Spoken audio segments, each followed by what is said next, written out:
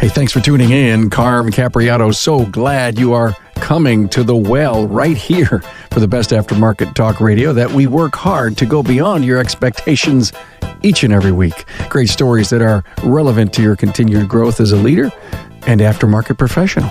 Such interesting times, and I hope you're safe and doing all that you can to stay healthy. Today's episode, I'm with Dave Schedin, a business coach from Computrek Group. David has a powerful message for you, a very, very good message. We're talking about the fear-based scarcity mindset that can plague the best of us. If it remains unchecked, it will derail most business owners by undervaluing themselves. The opposite of this has the same effect too. You can be too arrogant when you are overconfident, and you've got to balance things out. You're going to love this episode because this is why I podcast. Hey, thanks to NAPA Insurance for their continued support. You know, the NAPA Expo, I think you know this by now, it's been officially rescheduled February 1st through the 4th, 2021. I do know that Las Vegas is going to be painted blue and gold as Team NAPA puts on the fabulous event that was planned prior to the COVID-19 pandemic.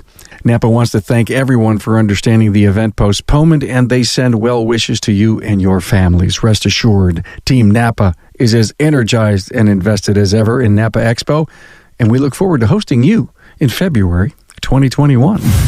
Hey, here's an industry first. Apex announces the first Shop Owner, Technician, and Service Advisor of the Year awards. How cool is that? They will be presented at Apex 2020. Nominate a deserving peer or yourself. Go to aapexshow.com/service awards for all the info. Nominating ends July 31st, 2020. I'll put the link in these show notes. What happens is the emotional intelligence and net profit are connected, because if you have somebody who's great at sales, they can sell a lot, but they didn't sell it profitable, you're going to hurt. They sold a lot, but they gave away the farm to do it because they have high need to be liked by somebody and don't want to get a no. In this episode, Dave Schedin and I get into a heavy discussion that will, I believe, have a big impact on you. Now, before we start, have you had a chance to watch Aftermarket Weekly live on Tuesdays at noon Eastern Time? Well, you can find the broadcast at aftermarketweekly.com. It's a fun 25-minute, fast-paced magazine show that includes a shop tour. Join Tom Ham and myself and watch all the back episodes. My guest is a coach and former shop owner, Dave Schedin. Dave has 40-plus years of experience in the automotive field. He's got extensive General Motor University automotive and business management training, and he's a graduate of the Arizona Automotive Institute. His full bio and the key talking points can be found on the website, remarkableresults.biz/E555. Do you need to face your fears and understand the depth of your ego? It's a big problem we face, the desire to go from technician to shop owner and believe you know everything and never face the facts that you don't know what you don't know. Dave and I, we talk about the truth behind overconfidence and arrogance. I believe you can agree that we are all victims of whatever circumstance we choose to put ourselves into. The sooner we understand that, the better off we are at handling difficult situations. Hey, I'm so glad you're coming to the Trough of Wisdom for the best aftermarket talk radio that strives to beat your expectations each and every week. Hey, a warm welcome to Dave Schedin from Computrek Group. Hello, David. Hey, well, thank you for having me on, Carm. I've been hearing so much about the podcast and seeing some of the shows and just impressed. And I love your impact to the automotive community and what you do. So thank you for this honor and privilege to be here. Thanks so much, man. I'll send you a check. That was so nice. It was just great. Dave is a coach, loves what he does, and he's a former shop owner. 9 years you had a shop in Washington. Yes. Got my degree from the University of Hard Knocks. Yeah, okay. To get there. It's amazing how sometimes theory just doesn't implement like you think it will. You got to adjust and dance in the moment, so I speak. And you and I chatted on a couple of weeks ago, and you dropped a name, someone that I know, Jude Larson, who's been on the show, been a great contributor to the podcast. He worked for you for a while, huh? Yeah, he was my assistant manager at Dave's Auto Repair in Gig Harbor, Washington, and he was also worked with me in Computrek for a season. Sharp individual, intelligent. He's got a lot of wisdom in life as well. High respect for him. You impress me about your purpose is to support and transform businesses and transform lives in the marketplace. When we talked, I got a very emotional connection to your purpose and your message and how you go about things. And I said, I got to have him on the show. Let's try to rekindle that discussion, and I think our audience is going to benefit immensely. One of the things that I love that you said, loved it, was the victim excuse. And I'm going to tell you, every time I just had a couple of shop owners on, and they didn't say the words victim excuse, but I just kept hearing that over and over again. Why I can't do this, why I can't do that. Yeah, exactly. In my own life, when life was a major challenge for me and kind of, in a sense, blew up for me, with some things in life. And I realized as I started down a personal development journey, being self-aware, first thing I had to do is I had to listen to how I was talking. And I discovered, oh my gosh, I'm like a 7th level victim black belt. I've got all these excuses and that's in the end, that's all they were. And I had somebody speak into my life, and he said, Dave, at the end of a sentence, at the end of a statement, at the end of a question, did it uplift you, give you life, and move you forward? And I had to really look at it. And then he said, the real key, Dave, is not to listen after you've said it. Personal development, the real choice is to listen before you're going to say something. And at the end of that sentence, where are you going to be? And it's about results. I love the name of your show, Results, because it's really about the results that we're going to produce inside before they ever come out. Have more to say with what we're going to do. I love what you just said about listening to yourself before you say anything. I was so guilty of just talking and not even sure I've got to say something. So say something, no matter, it took me a whole bunch of years, Dave, to realize that the person who was listening to me was doing one of these, he's spewing again and he doesn't have a clue what he's saying. It took me years later to realize that I didn't have it all together, even though I thought I did. And it took some big moves in my world to study listening, to study leadership, and to go to emotional intelligence training, and to become self-aware, and to gain, I almost think that you sometimes have some confidence you really don't have. You think you have it, but you really don't. It's funny. There's a lot of phrases around confidence. One of them that really speaks to me is, one man's confidence is another man's arrogance. Somebody who's in a place of beats himself up all the time, and they hear somebody speak with confidence. Well, that guy's sure arrogant. And I've said that about people. And then later on, I went, that was confidence. That wasn't arrogancy. Now, have I experienced arrogancy? Yeah. Have I been there myself? Absolutely. We just came back from a funeral. The eulogy was spoken by his 3 children, an introvert, a quiet giant, and all of his unbelievable qualities of caring and helping came out, even though he didn't say a whole lot in his life. So interesting.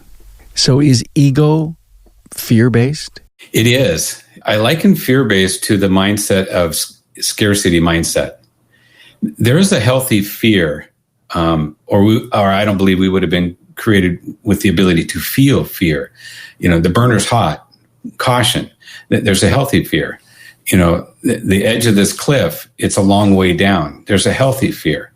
And there's a gifting of understanding of fear and how to use that as a motivation. The problem with any one gift, whether it's a strength of any kind, most of our weaknesses are an overextension or misuse of a strength. The healthy awareness of a fear and apprehension, however you want to language that, overextended now becomes it's a fear base that drives your life. And ego is around, I've got to be better. I've got to elevate my virtue. And ultimate ego is, I'm going to elevate my virtue and I'm going to lower your virtue of a person, place, or thing so that I look on top, because I need to be on top, because if I'm not, I have no value. And so the only way that a lot of people, and myself included for years, and I'm still overcoming that, is my value. If I look to compare myself to somebody else, I now have a either or, which is a scarcity mindset. When I don't have a realization of the real intrinsic value of who I am, and as I coach, who people are uniquely, wonderfully gifted and created and who they are. And that's the passion I love about coaching. It's funny, making an auto repair shop, it's a walk in the park. It's a piece of cake. Did I struggle at it? Yeah. But fixing the person is the hard part. Yeah, exactly. That's exactly. You go around the mountain, it's like, oh my gosh, is this deja vu? No, I'm just going around the mountain again. And what I found is that if I went around the mountain and I didn't gain a new skill set, I'm at the same elevation. But if I go around the mountain and I have a new skill set, eventually I get to the top of that mountain. I discover there's a bigger mountain I'm going up after that, but that's the only way you get to the top of the mountain is if you're going to go around the mountain, learn a new skill. So your next time you're a little bit elevated up the mountain. Great visual. When you work with a shop owner, I can't help but think that the wives or the female clients may be easier to deal with. They're easier in some aspects and a little bit more challenging in other aspects. They have an intuition, and I don't know if you notice this, I'm a guy. And so while I can understand to some level the female intuition, it's still elusive. So with that is the male ego, and I have one that I'm still overcoming. And so part of that is I know that language and I know the thinking. And when I address it with a shop owner, it's not a place to point a finger at them and say, see, you just got an ego. Because you point somebody's problem out, they don't change. They just don't. They have to self-discover it. And that with the female, where I found they have an intuition deeper in relationship, in a different level of emotional intelligence than guys have for emotional intelligence. And sometimes they've had a past where there's been some turmoil in their life, up to and including trauma, and that taints their intuition, and they don't want to move off of it, and they're stuck in a fear that can be a little bit challenging to take the wife who is the office manager, bookkeeper, and not wanting to spend any money for fear of losing stuff because she had a history of something being lost in her life, and now she wants to protect that and not realize that what she's protecting is creating the very scarcity that she doesn't want. But are they easier clients to work with, or do they help you shore up the husband issue? Yes, to both of those. I'll start here. As a service manager in Gig Harbor, Washington, I had hired a female technician. What a breath of fresh air. She would mess something up, and not purposely, just inexperience. And I say, okay, well, where'd you go? And we'd walk through the process. And she goes, oh, okay, so I just need to do this, right? I said, yeah. No excuses. She doesn't have a failure ego. And I've experienced that with more women. They don't, oh, I did that wrong. Okay, what do I need to do to it right? Does she recognize that her husband does? Yes. Can she help you get him off that cliff? In a roundabout way. Usually that conversation is more of a private conversation. It can be disrespectful and dishonoring because she's put up with it for so long, she's frustrated. And when she voices it to me with his presence, it comes across accusatory. And that's not going to serve her to be in that environment to do that. I respect that. It's funny, I had we do the assessments, we talked shortly offline about job fit, job matching, and behavioral traits. And I did this assessment on a shop owner up in Oakville, Ontario.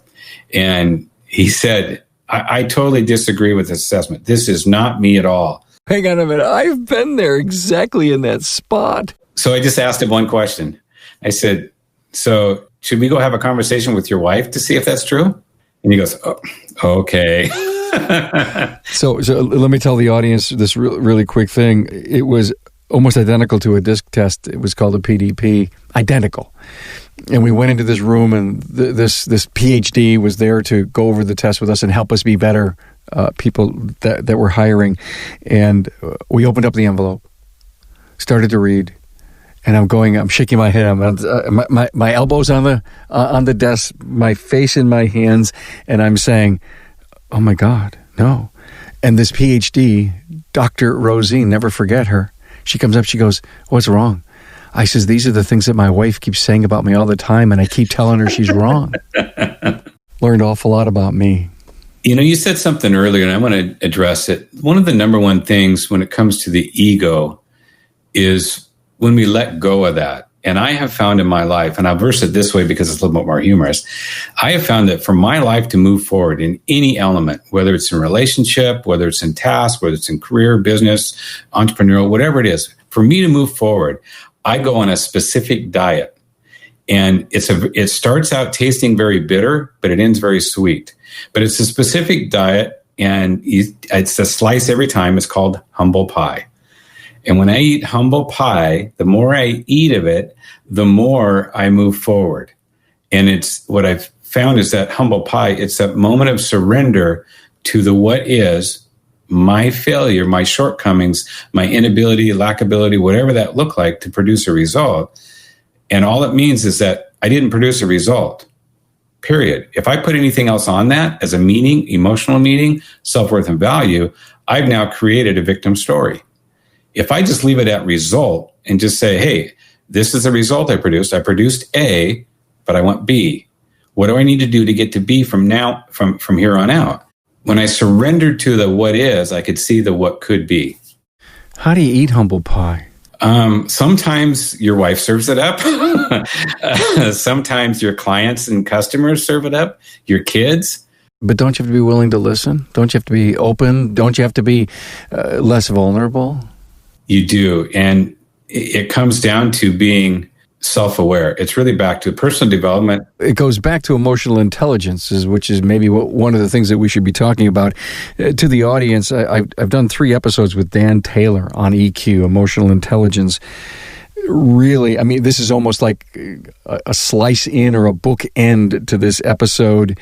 And I have to tell you, I think it's becoming more important than ever that the great leaders in our industry have to get up to that level and become self-aware and attend some EQ classes. It's something that our industry probably, and I call it ours because we're both impacted. I mean, I started at 10 years old. I worked at my grandfather's station up in Alaska, last chance gas station. So I've been in this automotive industry for a long, long time. It's my industry. It's our industry. And our industry has been missing for probably 25 to 30 years.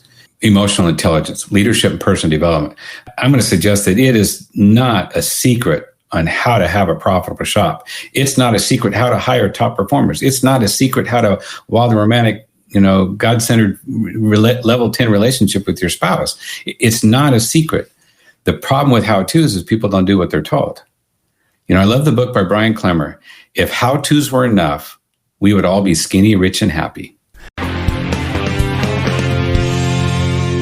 Hi, Carm here, and I want to talk to you about the NAPA Auto Care Center program for health insurance. We've all heard the reports about the rising cost of health insurance, but you'll be happy to know I'm here with really good news. The NAPA Insurance Center is now offering the NAPA National Health Program, and it's saving NAPA Auto Care Centers and their employees money, lots of money. In fact, in the first 90 days following the launch of the program, NAPA stores and auto care centers and their employees saved over $2.7 million.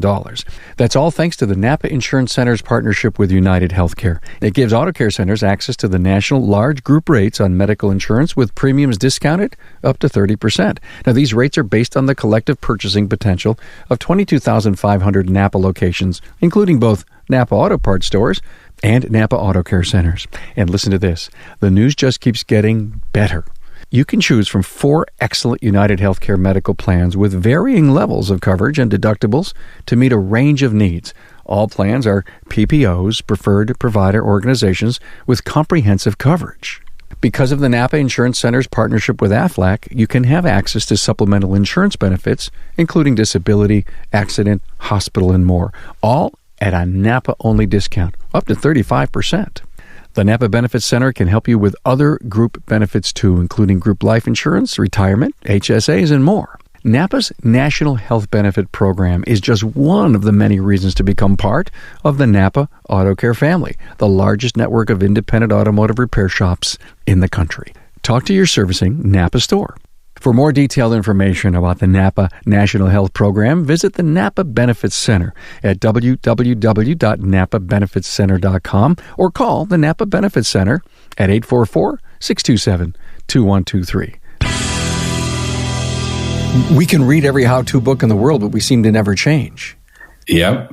I mean, why are we reading the words on the page and they not mean anything to us?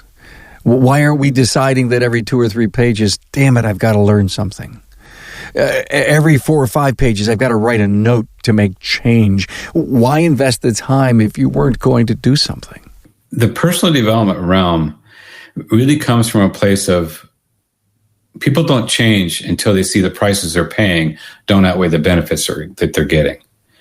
And until a person sees what it's costing them, not the price they're paying, but what it's costing them in relationship, in livelihood, in peace and joy, and just happiness on this planet and fulfilling their purpose. Until they see that, their frustration, it creates a space for all of the victim and ego stories to exist. Let's jump into net operating income. And wow, what a change from where our philosophical things have been here. If it's head and heart, you just kind of hit it. Why am I investing time with a coach? Why am I going in every day, having a hobby, and I can't make any money? So fix the person, fix the business. Is it difficult to take a shop owner who says, okay, Dave, let's have a coaching relationship. I'm sick and tired of being poor and out of money and not meeting payroll. How many clients have you lost because you can't fix the person? I'll say this, I'm not trying to market CompuTrek in that I want to serve the industry. Our average client gains $200,000 of new gross profit in 12 months from our coaching and training. Whether you're a 2-man, 3-man shop, 7, 10, we average right around that 200,000. So that's 200s in the middle. We got some at 400, $500,000. And we got some that are down at 50 grand, some that had zero. They paid for the coaching. And that's just gross profit. It doesn't mean that they made a lot of money because they could have been losing their butt because their expenses are out of whack. Exactly. And so there's 3 elements of cash flow: sales, gross profit, and net profit. Actually, there's a middle one, expenses. But each one, sales sets up gross profit sets up net profit. And in between, you got to manage your expenses wisely. So what happens is the emotional intelligence and net profit are connected, because if you have somebody who's great at sales, they can sell a lot, but they didn't sell it profitable, you're going to hurt. They sold a lot, but they gave away the farm to do it because they have high need to be liked by somebody and don't want to get a no. Yeah, a 4-hour job they charge too. I get it. I mean, they got the highest labor rate in the county, but they don't have the right hours. Right. So to answer your question, I've had a few clients that have been stuck on their way. And in a sense, I don't say we parted ways, but we end up with, okay, when you're really willing to change, and you're really willing to take yourself on in your thinking, you don't need a digital inspection. You don't need different work order racks. You don't need rearrange your shop. You don't need to clean your parts department. It's irrelevant. Right now, what you need is you need to get out of a scarcity mindset. And now I'm saying this out loud now, but my coaching with them, I don't ever say, you need. I just don't coach that way. I lead them to that. And part of that is I lead them to see. In fact, this is something even viewers now, they can try this. If you're always stuck in the same situation, why do you keep choosing that? Well, I don't, Dave. Somebody else does this. No. Why do you keep choosing that? At some level, you create the very thing you don't want. You create your own your service advisors create your own objections. How do I know that? Because I did that. 1.67 hours per repair order. In 4.5 days, went to 3.3 in a Chevrolet dealership and never looked back. It was never my customer. It was never the economy. It was never anything. It was a shift in me that actually happened. And when I lead customers or clients to the thought, okay, you chose that thinking. What's the benefit you get out of that? And then they'll give me an answer. And okay, what's the benefit you get out of choosing that? What's the benefit you get out of that? And it all boils down to, and it comes down to this without getting deep psychological, touchy-feely type stuff, whether it's male or female. In fact, I can't think of one that hasn't. So I'm going to say 100%. It's always come down to self-worth based on some sort of a father wound, some form of a mother wound, a parent wound, some sort of a wound that they made something mean something to them when they're young. Do you realize that the human brain is the synapses that grow from a baby to 5 years old?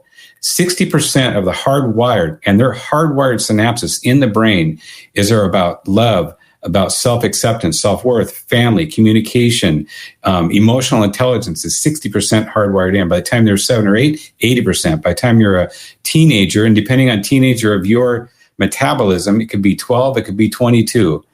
The chemical wash happens over the brain and the synapses don't grow as fast.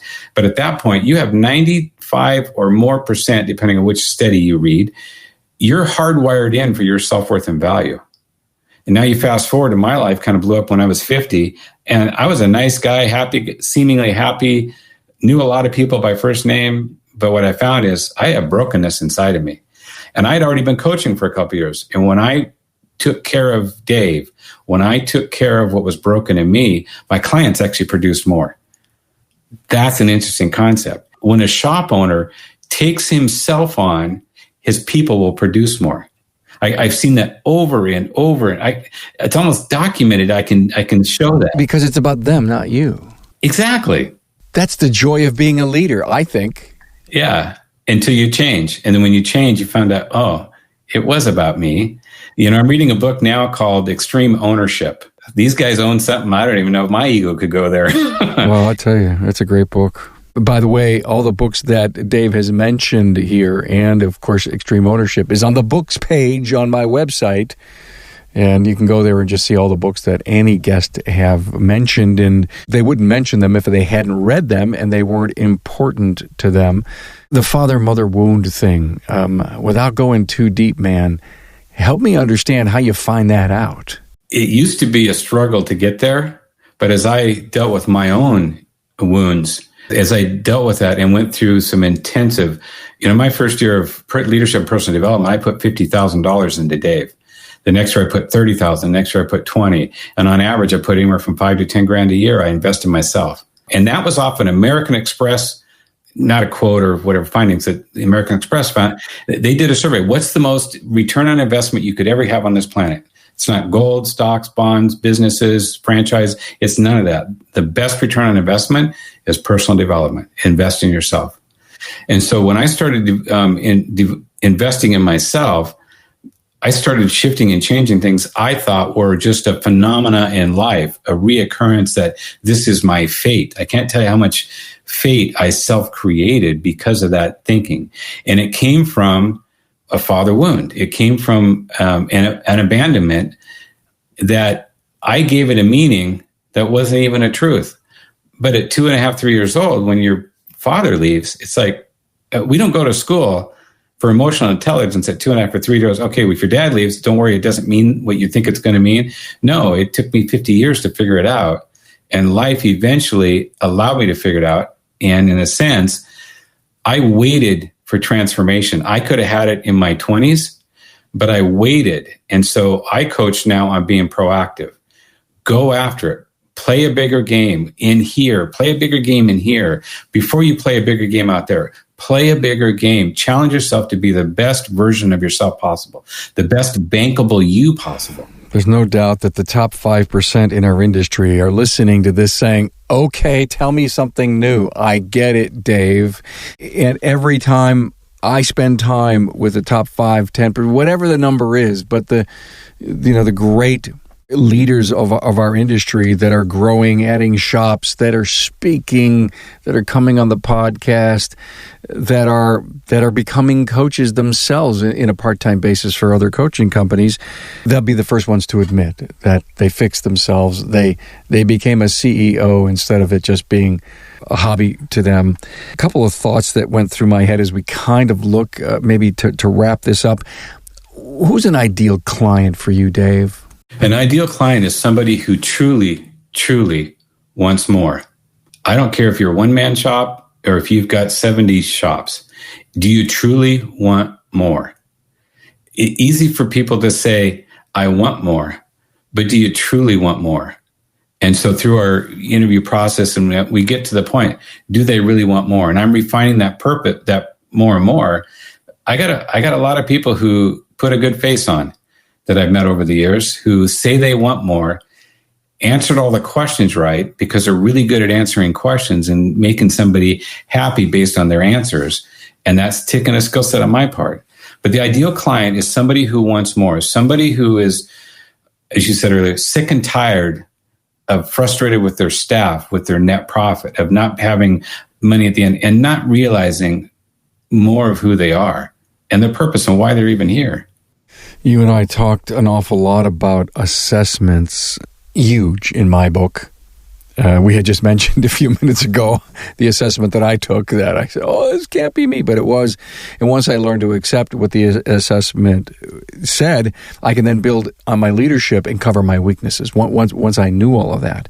Give us a couple of minutes on it, and then would you come back? Can we do a whole show on behaviors and assessments? Absolutely. The assessment process I'm going to talk about is unique assessment. It's a job fit. Same company that has the disc is the company we use for this. They bought another assessment company and merged them together. But this particular assessment is a job fit. It measures somebody in 3 different ways. It measures them in thinking around solution. How solution oriented are they? Because what's going to affect results? The ability to produce a solution. It's not just that they can do math or English or the rest of that stuff. It's where does it come in the place of finding solution? Then it measures them in 9 behavioral traits. How are they going to produce in that position? The scientific study that went into these 9 behaviors, not all the 9 behaviors in the human condition, but these 9 behaviors for your pace, your decision making, your subjective, objective thinking, these are going to affect results more than personality ever will. Personality tests, they're great and they can help you identify and understand your personality, but they don't necessarily tell you how you're going to produce, the results that you're going to do. And so these 9 behavioral traits, we have a top performer pattern for a top performer service advisor, a service advisor assistant, A-level tech, master level drivability tech, all the way down to the service expediter. We have every position in the automotive or independent auto repair center. Could be in dealerships too. My love and passion is the independent heart and mindset, entrepreneurial. And then it measures in occupational interest, of 6 different occupational interests that they spend extensive study to find out that these particular motivations inside of the job will mean somebody will want to do the job. So I heard it first expressed to me that, in a room of people, I'll even ask the question. I said, how many here know how to vacuum? Everybody raises their hand. How many here want to vacuum? And believe it or not, in a room with mixed of women and men, there's at least a half a dozen men who raise their hand. They just love vacuuming. I'm one of those, man. I get to see the pattern and what I get to see with my results anyway, I'm a little different. But that assessment process helps an owner understand this is how this person is organically wired. And why you have frustration with them is because you don't understand them. When you understand them, you have a better fit. I could never find the right person. Yeah, exactly. I'm on my 3rd service advisor. Boy, that was the one. I loved his or her smile. They were so good with people, but there was something missing that didn't make it all connect. That's why we have to do assessments. We are a sophisticated business today. We can't ignore the fact that we have to do these things that corporate America is doing because profits are too tough to make. I mean, everything is too thin, razor thin anymore. And the things that we have to do to be successful, manage sales, manage social media, as you say, gross profit, manage all the costs. God, you got to be the HR department, the technology department. Hire smarter. I mean, to me, that just makes your life a whole lot easier. Dave Schedin, CompuTrack Group. Come back and let's do an assessment podcast. Yes, absolutely. Appreciate it, Dave. Carm, it's been an absolute joy and pleasure to get to know you and be here. And I love what you're doing for the industry and connecting. You create the space for transformation to happen in a non-threatening way I love what you're doing. Well, to the point, when I think about the 800 plus episodes that are out there, the 450 hours, and I go back and there isn't a podcast that I just don't love, and I don't love the premise of them, and that I don't love the person who came to share to help all ships rise. And when I look at all of that and I said, there's a nugget, listen to learn just one thing. There's a nugget inside of every one of them. And you can do this on your own personal time. I mean, no one has to know that you're studying this stuff, that you're learning, that you're solving a pain point, that you're looking for an insight on something, that you're trying to compare what you're doing to what someone else is doing. And I think that's the beauty of where the podcast has gone from the day 5 years ago that I said I'm going to interview shop owners to where it is today. So thank you for recognizing that. Well, thank you, sir. It's been a joy. Thanks for being on board to listen and learn from the premier automotive aftermarket podcast. Until next time.